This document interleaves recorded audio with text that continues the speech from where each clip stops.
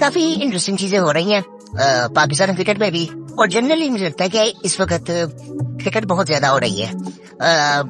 फखर जमान वाला इशू एक hot topic बना हुआ है इस वक्त पाकिस्तानी मीडिया पे कि फखर जमान को टूर पे होना चाहिए।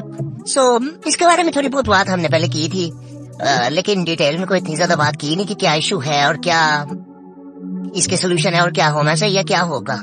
सो बेसिकली मैं इस पे कोई इतनी ना डेडिकेटली बात करना नहीं चाह रहा था। वो उसकी वजह भला क्या है, बड़ी सिंपल सी चीज है कि इस वक्त हमने देखना सिचुएशन है क्या।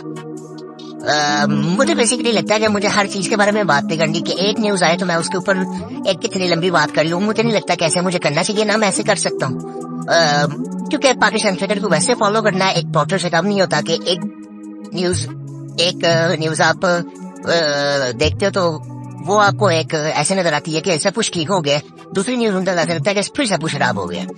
सो ऐसी काफी चीजें पाकिस्तान क्रिकेट में होती रहती हैं।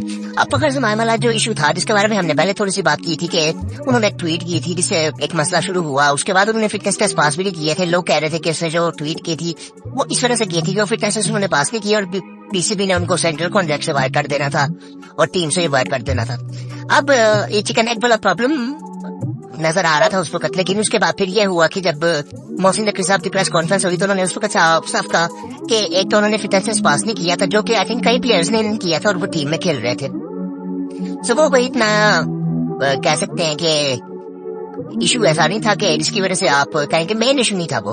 और उसके बाद फिर दूसरा इशू उन्होंने कहा कि उनका ट्वीट का एक बड़ा सीधा सा मसला है और जिसकी वजह उन्होंने ये बताई कि अब कोई भी खड़ा हो जाएगा पीसीबी के सामने कि कोई प्लेयर बाहर होगा टीम से तो उसके सामने कई प्लेयर्स खड़े रहेंगे कि इसको बाहर क्यों किया, ऐसे थोड़ी होगा। जो कि उनकी काफी हद तक ये बात ठीक थी और मैं इस चीज से एग्री करता हूँ। लेकिन आई थिंक बाद में फिर ये भी हुआ कि फखर जमान के जो भाई हैं उन्होंने एक ट्वीट किया कि जिसमें उन्होंने कहा जी कि ये फखर जमान ने ट्वीट ही नहीं किया, ये कंपनी ने किया, जिसके बारे में काफी बातें होती रहती हैं। साया कॉर्पोरेशन जो है एक इनकी जो इन प्लेयर्स काफी प्लेयर्स हैं इनको मैनेज करती है, उन्होंने किया और बाद में उन्होंने कहा कि मेरा उनसे अब कोई ताल्लुक नहीं है। इनकी ऐसी बातें शुरू हो गई थी जो कि बिल्कुल आई थिंक ये एक मुझे लगता है कि ये सिर्फ चीजों को अब हावी करने की कोशिश की जा रही है, तो उसके ये चीजें की गई थी।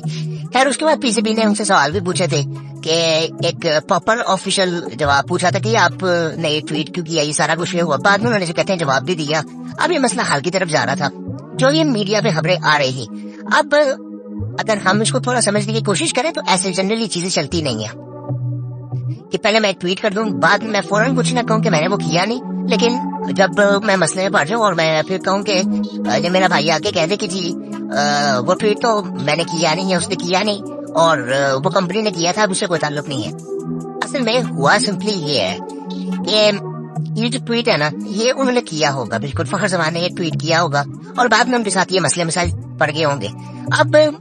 अब आपने ये चीज देखनी है कि इस वक्त सबसे इम्पोर्टेंट बंदा कौन है पीसीबी में, वो आकिब जावेद है।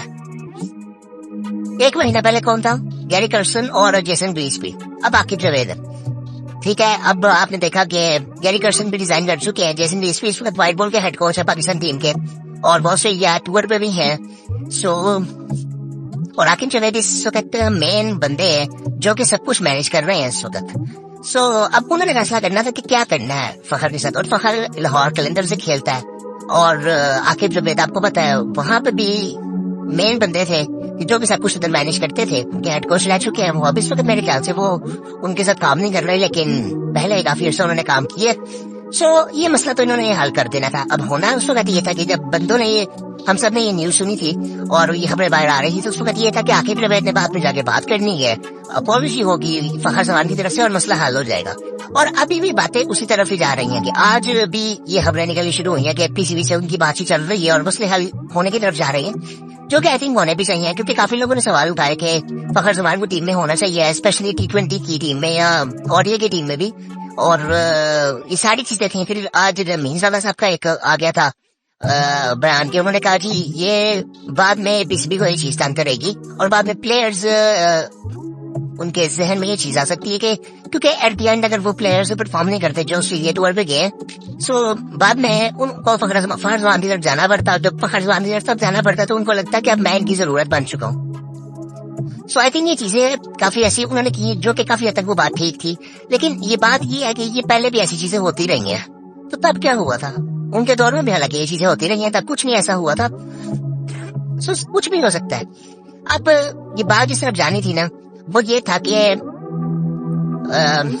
आकिब जवेद ने बात करनी थी और सारे मसले हल हो जाने थे, क्योंकि आकिब जवेद इस वक्त मेन बंदे हैं पीसीबी के। मोहसिन नकवी साहब के साथ भी उनकी अब वो हलवा अच्छी है, और उसके साथ फखर जमान पे तो वो सारा कुछ जिस तरह से उसको मैनेज करना चाहे वो कर सकते हैं। तो यार ये बात अलग हो जानी थी, और मैं भी हो सकता है कि वो ऑस्ट्रेलिया टूर पे अब चले जाए।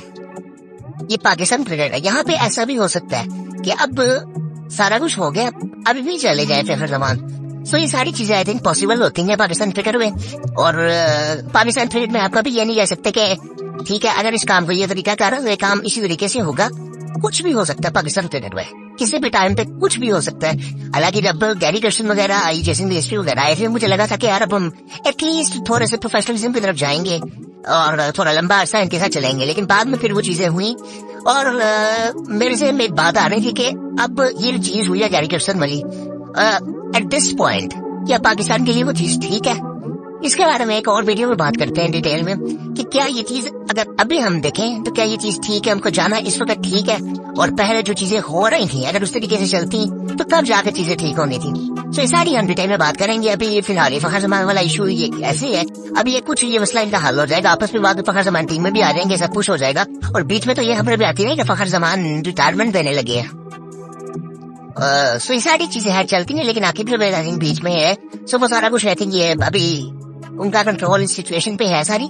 सो वो सारा कुछ मैनेज वो कर लेंगे। मोहसिन नकवी साहब ने भी एक प्रेस कॉन्फ्रेंस में कहा था, उनकी बात में एक हुई थी, तो उन्होंने कहा था कि जो सिलेक्शन कमेटी करेगी मैं उस चीज को मान लूंगा। और मैंने कभी ये चीज नहीं की कि उस प्लेयर को खिलाए उसको ना खिलाए, जो सिलेक्शन कमेटी कहती है वो मैं उस पे बस चलता हूँ। और मैं मशवरा, उन्होंने ये भी कहा कि मैं मशवरा भी कई लोगों से कर रहा हूँ कि आने वाले टाइम में कोच किसको रखना है। तो ये सारी चीजें आई थिंक चल रही है, जो कि आई थिंक लगता है कि आकिब जवेद ही होंगे हेड कोच हो सकता है। लेकिन एक तरफ ये भी है कि वो शायद वो एक्सेप्ट ना भी करें। उनको पता है कि जब आप हेड कोच बन जाते तो आपको हर तरह की गालियां बढ़ती हैं।